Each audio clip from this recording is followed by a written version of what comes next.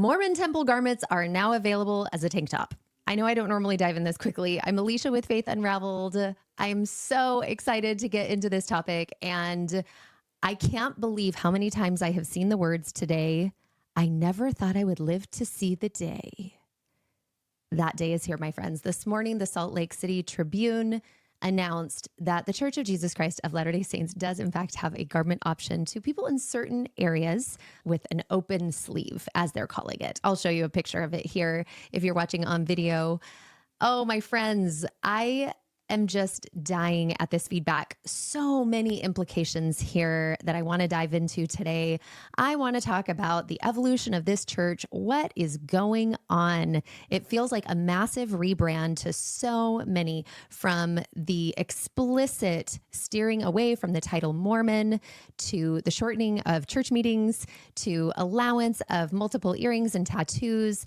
What it does for people who experienced life as a member of the church, particularly for those who were really, really living it the way that it was prescribed. You just kind of feel gaslit right now. That's what so many of you are telling me in the comments on Instagram. I just feel gaslit. This younger generations, pretty soon they're going to be drinking coffee and saying, "You couldn't drink coffee? What are you talking about?" And that's because of the way that the church handles these changes. They never address the problem. They just change the policy and they move on, and they ask you to not ask questions, do not dissent, do not make complaints, just move along. This is the Lord's church. And what I want to know is, why is God having such a hard time making decisions and keeping them? From the 2015 policy that didn't allow LGBTQ plus people's children to either be baptized or go on missions, which changed back just a few years later, to the "I'm a Mormon" campaign. And now we're not using the term Mormon because apparently it is offensive to God. Apparently. So interesting. I asked you to send me your feedback on Instagram. I have been reading your comments all afternoon. I'm very excited to share them here. But what I really want to just address before we dive into our comment section is the sequence of events that I have observed leading up to this new tank top garment. And maybe I'm making something out of nothing. Maybe I am. But last general conference, not this last October, but last spring, Sister Dennison gave a talk, which was the first time that I have ever in my life heard the temple garments referenced over the general pulpit. I have never heard that before in my life. It was just a reminder to members of the church that we are privileged to have the authority to wear the garment. She talked about Adam and Eve. She talked about the protections. I can't remember all of what was included in that talk, but it was a big focus on the garments. Sometime after that, maybe a few months later, a survey from the church went out to members to ask if they were wearing their garment regularly. It then asked what situation you're in financially. In other words, like, what economic status are you? Are your needs met? Do you have more than you need to meet your needs? Or are your needs not being met? My interpretation of these questions is that they're trying to find out who's not wearing the garment. Where's the big problem? And now we've got this option of a tank top garment. And it just has me wondering, are some of the people that took that survey people that are in their high tithing category? I don't know. It's just speculation, but I think it's interesting to think about. Another thing that I wanted to talk about is that so many people are shocked by this change, and it makes me think about the conversations that I had with my parents or people in older generations that watched the lift on the priesthood ban so that people of color could actually go to the temple. They weren't allowed to go to the temple before 1978. Men weren't allowed to have the priesthood before 1978 if you were from Black African descent. And people that watched that change, many of them were shocked because they never thought they'd see the day. Many of them remember it being taught as doctrine, unchangeable doctrine. Some of those members believe that there may even be an opportunity for gay people to be sealed in the temple at some point. And while I look at that and think, I don't think I'll ever live to see that happen.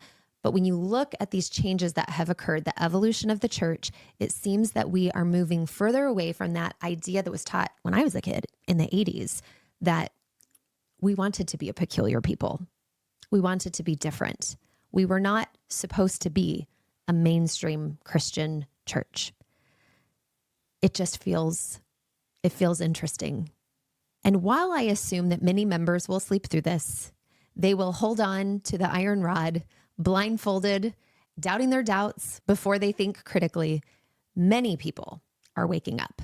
Many people are seeing these changes as evidence that God is not actually at the helm. All right, you guys, I'm going to dive into my Instagram comments. I asked what your thoughts were, and these are some of the things that you told me. And before I dive into these, I just have to forewarn you that the most common word used in these comments was the word gaslit. I feel gaslit, understandably. This one says, another change that will be celebrated by those still in, but make those of us who are out feel gaslit. This one says, they're desperate to keep people going to the temple, and this makes it easier. This one says, I'm still just waiting for the sticker pasties option.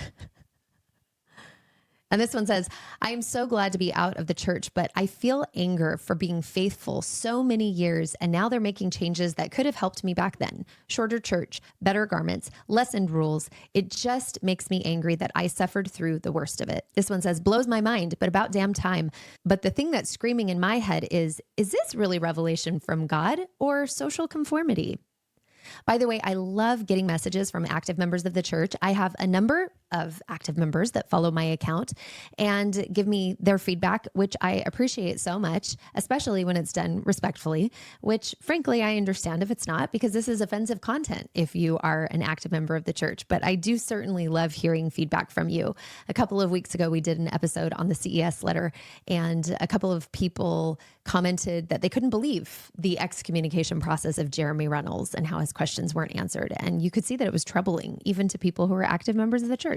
So I think that's good. I think, everyone who's here in this ex-Mormon space was at one time an active member of the church. And so I think we have to remind ourselves there's people from all kinds of backgrounds, people it never made sense to them, Jack Mormons, and people who were super faithful and did it fully believing. So it's interesting to hear the feedback from those, especially as they start to think critically about their system.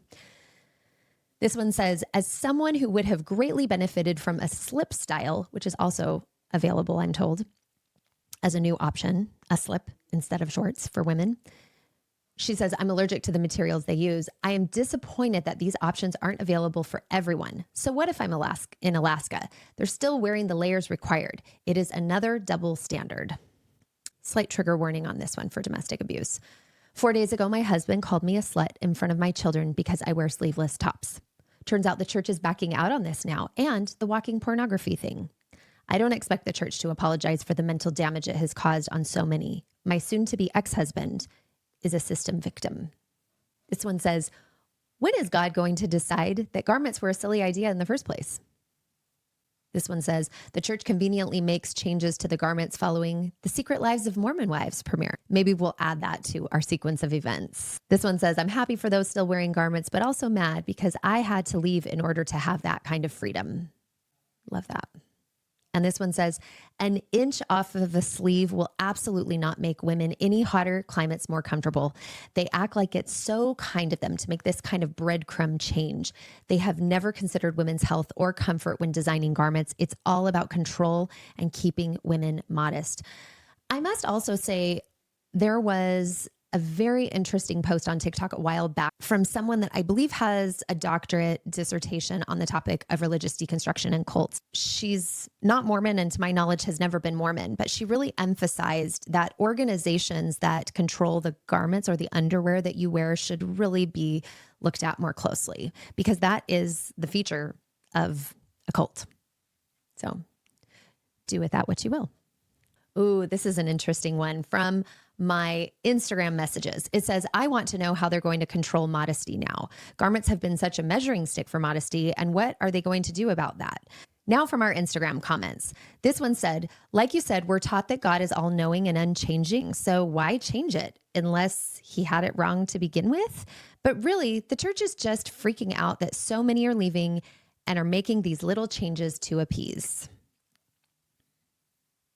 This one says it's a stab in the back to older members who adhered to policy no matter how silly. This one says the annoying part is that the church will remind people it's the spirit behind why we wear the garments, not the actual length or cut. Or another favorite, it's the ordinance that changes, but not the principle behind it, which is just the gaslighting behind trying to modernize the church without losing their conservative audience. Okay, this one says, over the years, I have seen the church change and adapt in ways that make it seem as though they are just trying to appease members, not actually because it's God's word.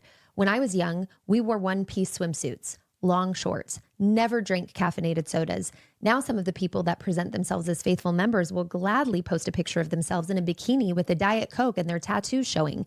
It just doesn't all sit right with me, and it feels hypocritical and fake. This one says, I have spent decades trying to align with God's will, following rules that were uncomfortable, like wearing garments. So it's increasingly frustrating to see these changes and leniency made now after feeling so much judgment about these sort of things in the past. Now, before I wrap up today's episode, and I may have already said this before, but I think it bears repeating, many people are starting to reevaluate the church as an organization. They're starting to ask themselves, is this really God running this church? Would God be changing his mind right and left? Is it really a matter of spending a couple of years preparing the saints in one direction only to change his mind and tell us that he's offended when we do certain things? Are there current policies and practices that will eventually change? I think it's an important discussion, and I can't wait to hear what your thoughts are in the comments. If you're joining us on podcast, we'd love for you to write us a review. And as always, our Instagram DMs are open, so make sure to message us there if you've got episode ideas. Thanks for joining me today, guys. Have a good one.